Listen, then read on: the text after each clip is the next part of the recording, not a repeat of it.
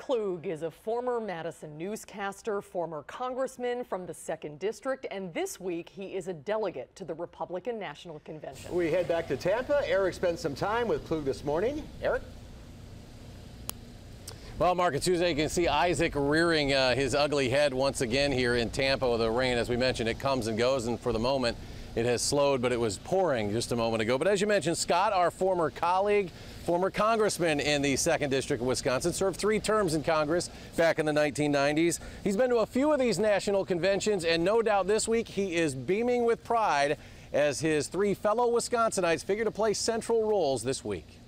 Well, you know, the interesting thing about all 3 of those guys, I mean, Priebus, Ryan, and Walker, is for those of us who've known him for years, is none of them have really changed. That's sort of the great charm of all of them.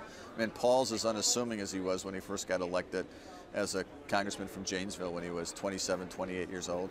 You know, it wasn't all that long ago that Ryan was thinking about running for state senate from Kenosha, but they've really all come a long way together. And the 3 of them are very close friends.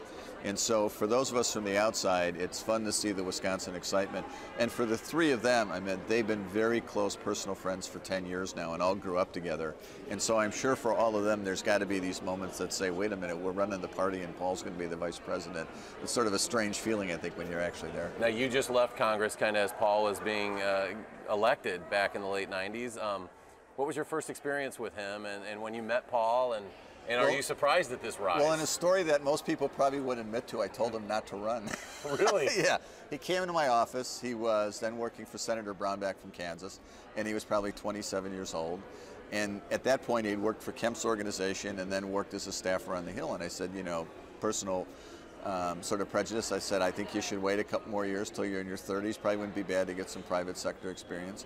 And then as now, he's completely ignored every piece of advice I've given him, which is the reason he's so successful.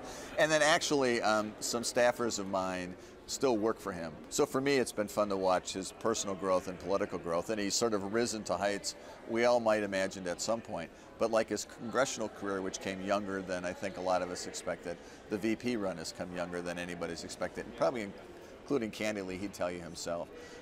So, you know, from an experience where I've considered him a friend and a little bit of a little brother over the years, I mean, it's a remarkable story. And he's, like I said earlier, he has not changed a bit since the first day he got elected. I'll tell you a quick Paul Ryan story. Years ago, when he first got elected, we were all flying out of Milwaukee on Midwest Express. And there was a little bit of a fire line because all of us were carrying kid stuff because they had just had their second. So somebody's got the high chair, somebody's got the stroller, somebody's got the diaper bag. And Paul gets on Jan, and they're on one side. So we're probably now half an hour outside of Washington. I go up to go to the bathroom, and Jana is leaning against the window, falling asleep with the infant who'd been nursing. And Paul's oldest is coloring furiously. And Paul has in front of him, with the seat flapped down, probably 10 or 11 Congressional Budget Office reports, Heritage Foundation analysis, Cato Institute documents. I mean, he is really at his heart a political wonk.